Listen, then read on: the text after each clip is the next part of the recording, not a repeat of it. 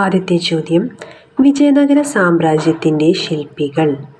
വിജയനഗര സാമ്രാജ്യത്തിൻ്റെ ശില്പികൾ. ഉത്തരം ഹരിഹരൻ ബുക്കൻ.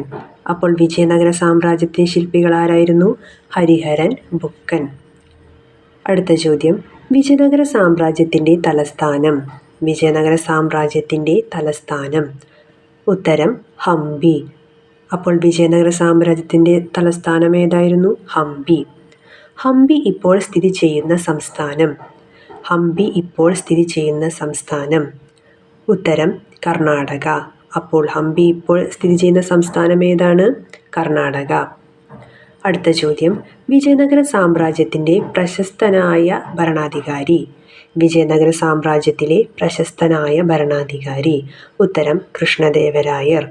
അപ്പോൾ വിജയനഗര സാമ്രാജ്യത്തിൻ്റെ പ്രശസ്തനായ ഭരണാധികാരി ആരായിരുന്നു? കൃഷ്ണദേവരായർ. അടുത്ത ചോദ്യം, ഇന്ത്യൻ ഹരിത വിപ്ലവത്തിൻ്റെ പിതാവ്. ഇന്ത്യൻ ഹരിത വിപ്ലവത്തിൻ്റെ പിതാവ്. ഉത്തരം ഡോക്ടർ എം.എസ്. സ്വാമിനാഥൻ. ഇന്ത്യൻ ഹരിത വിപ്ലവത്തിൻ്റെ പിതാവ് ഡോക്ടർ എം.എസ്. സ്വാമിനാഥൻ. അടുത്ത ചോദ്യം, ഡോക്ടർ എം.എസ്. സ്വാമിനാഥൻ ജനിച്ച വർഷം. ഡോക്ടർ എം.എസ്. സ്വാമിനാഥൻ ജനിച്ച വർഷം. ഉത്തരം 1925 ആഗസ്റ്റ് 7.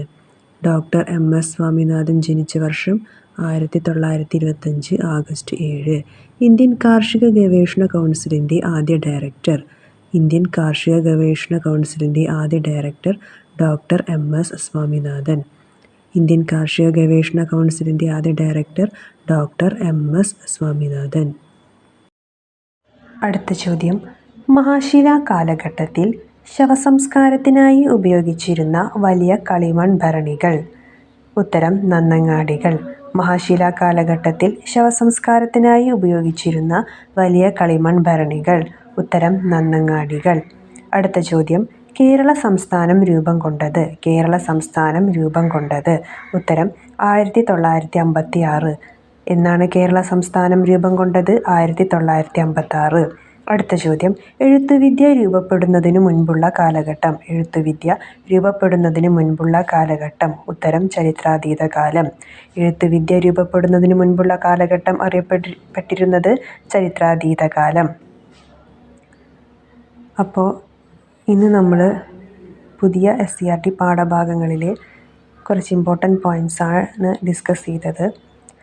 അപ്പോൾ എൻ്റെ വീഡിയോ എല്ലാവർക്കും ഇഷ്ടമായെങ്കിൽ ലൈക്ക് ചെയ്യുക, എൻ്റെ ചാനൽ സബ്സ്ക്രൈബ് ചെയ്യുക. അപ്പോൾ കൂടുതൽ പോയിൻറ്റ്സുമായി അടുത്ത വീഡിയോയിൽ കാണാം.